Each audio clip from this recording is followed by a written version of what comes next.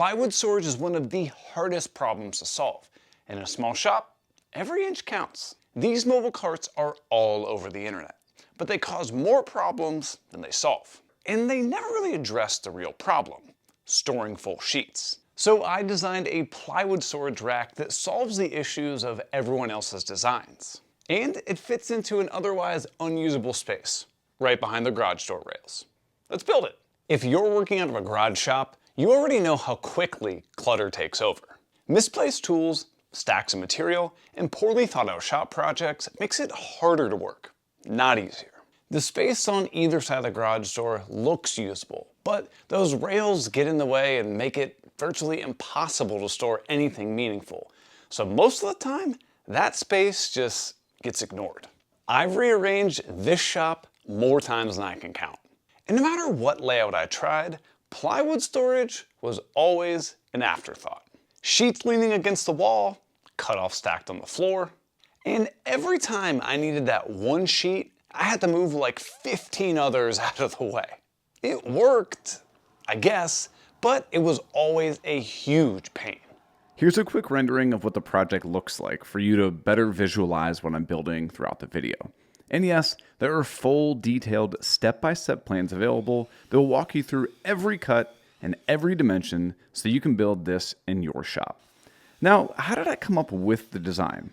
I'll get back to that in a minute. For now, let's see what those first three pieces are for. Those three pieces are going to be supporting our shelf. And our shelf is the piece where all of our plywood sheets are going to be resting on. So we have three material choices. Now, since it is a shop project, most people are going to think just grab some regular, standard, unfinished plywood. But the problem with that is that this surface is rough and soft, which means when we have full sheets of plywood on top of it, it's going to be hard to slide these off and it's going to give us some resistance. That's where an option like pre-finished plywood is a nice upgrade. It has a UV cured finish that is rock hard and super slick. That means when we take our plywood sheets on the side, they're going to be able to slide effortlessly. But I want this plywood rack to be way more durable and way more usable than either of these two surfaces can give me. So I'm going to coat the bottom shelf in the same thing that I coated my workbench and my miter saw station in. That's black Formica laminate. But while I prep the bottom panel, what's the problem with most plywood storage? That's simple. Most small shops rely on plywood carts to store sheets horizontally, which means you can't really access all the usable space above. Plus, they're usually on wheels, which is convenient, but that also means they stick way out from the wall and take up even more precious floor space. And once they fill up with scraps, they're not exactly easy on the eyes. That solution was not going to work for my shop. Now, all I have is pre-finished plywood laying around, which nothing sticks to it. Like I mentioned earlier, I want to coat the bottom panel in black Formica laminate. It's the same thing you see in a lot of apartment kitchens. It's cheap, super durable, and super slick. Perfect for plywood sheets to slide on. The process is super simple. Grab some of this contact cement and use a foam roller to evenly apply it all over the back side of the laminate, making sure that there are no dry spots. You're looking for a nice even gloss. Then do the exact same thing on your plywood. One word of caution though, this has a ridiculous odor to it. Within about 60 seconds of opening the can, my air quality meter maxed out on the VOC or volatile organic compound measurement. That means there is an incredibly high level of irritants in the air that can cause health problems. Wear a respirator with this stuff. The other weird thing, you want this contact adhesive to dry out. See, I can rub my hand on it and it's not sticky at all. Over on my plywood, I can lay down some wood blocks to act as several extra sets of hands, and I can get my laminate roughly in place. Once it's situated, I can remove the first block and press down the laminate. Once the two surfaces touch, they are instantly bonded. Then just use a pressure roller to really adhere the surfaces together and work your way across the board. When I was a kid, I would constantly rearrange my bedroom trying to find the best possible layout. And as an adult, I do the exact same thing in the woodshop. Over time, I started finding ways to turn unusable space into something incredibly useful. I put my hardwood lumber rack up above the garage door. I tucked my clamp rack into the narrow space behind the garage door track.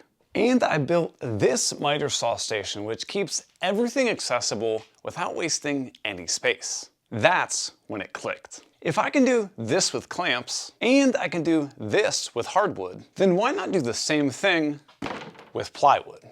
Now that the laminate is all set up, you can see, well, it really doesn't match the edge. In the past, you've seen me use a router with a flush trim bit to take care of this. It works fine, but there's an alternative way that's even faster and less messy too.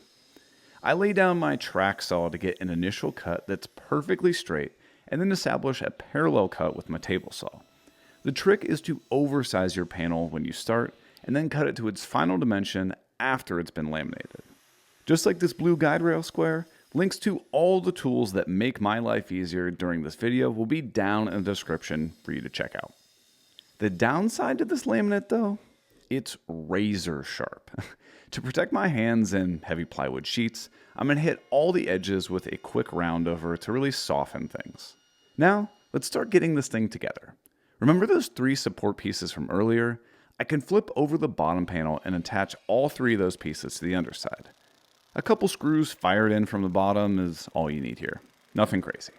I need a way to attach this plywood storage rack to the wall. So on the top side, I can drill out a pilot hole that's definitely not straight, but it's fine for a shop project. My garage has a concrete block perimeter, which is where I want to attach this platform. Ever see this hammer icon on your drill?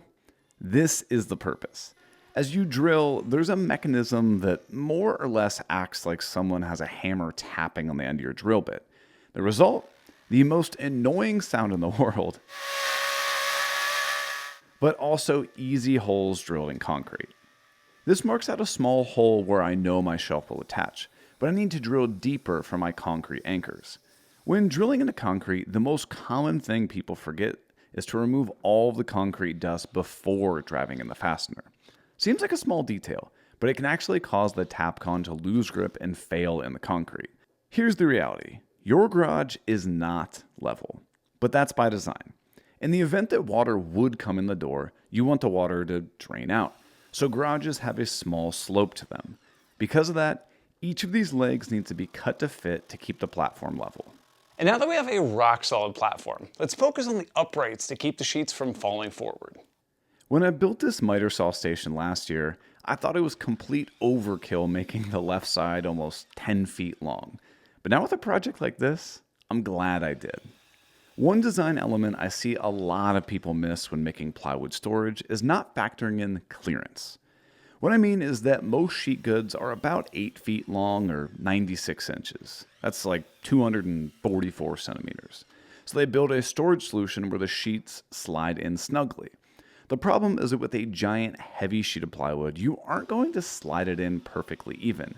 So you need a little clearance room for it to be able to move and not get caught. The other thing a lot of people miss is overcomplicating joinery for shop projects. Could you do mortise and tenons or hand-cut sliding dovetails for something like this? Of course you could. But since this is pure utility, I'm just going to go with some simple pocket hole screws. Once my plywood is in the rack, you will never see them. I love how this upgraded jig has an automatically adjusting clamp, and the dust collection is incredible. Now, one huge downside to pocket holes is that the pieces love to shift when you're driving in the screws. My tip?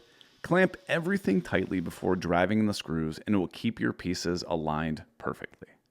You may have noticed that my shop has gone through a major reorganization.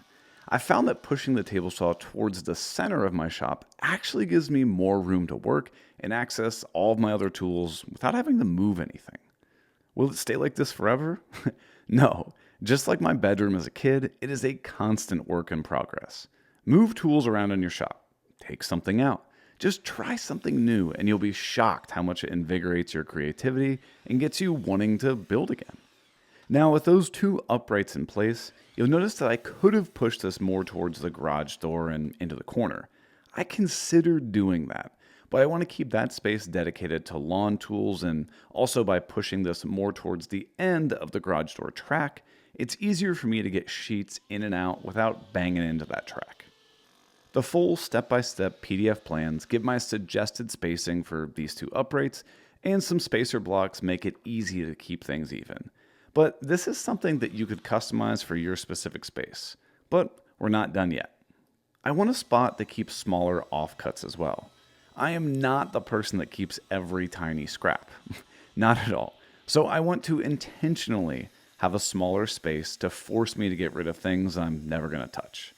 I don't make super small projects like pens, so I never hang on to 6-inch long scrap pieces. I only hold on to things I know for certain I will use. So I'm breaking down some plywood to create a shelf on the top side. Not only does it give me a place to store some scraps, but also keeps the two uprights rigid. Oh, and pick up one of these cheap right angle drill attachments. They're an absolute lifesaver in tight spaces like this. Only problem now is that the top isn't attached to the wall, so we've got a bit of wobble. No worries though, this was also thought through beforehand. I can cut down another piece of blocking and then attach it from the bottom as well as the end of the studs on the wall to get a super solid, secure plywood rack. The plywood rack is now rock solid, but let's get it loaded up. Here's what I mean about factoring vertical clearance that I mentioned before. This sheet weighs about 85 pounds, so it'd be impossible for me to get this to go in perfectly straight.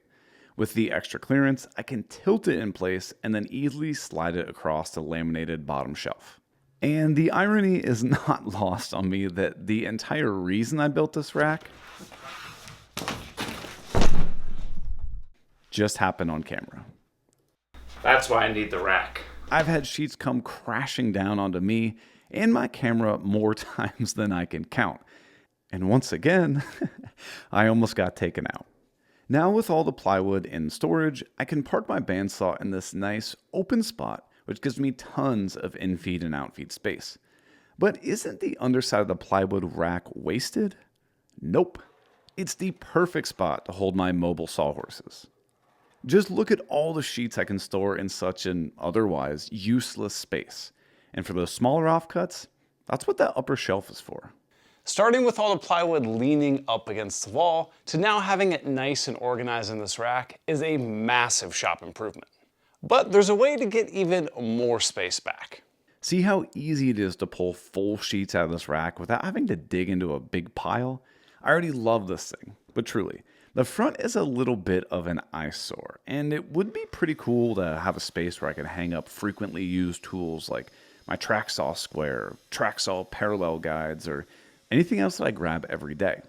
So I'm going to break down a sheet of plywood that can be optionally added on the front to give me a fully functional tool wall. And just like that, you've got yourself a super efficient way to store plywood in an otherwise useless area of a garage shop. You can absolutely customize this thing by adding some additional slots for maybe smaller cutoffs. And with this large blank wall, you can make this a really cool tool wall to store all of your most used tools and accessories. So if you want to build one of these for your shop, I've got full step-by-step plans that will give you every dimension you need, linked down below.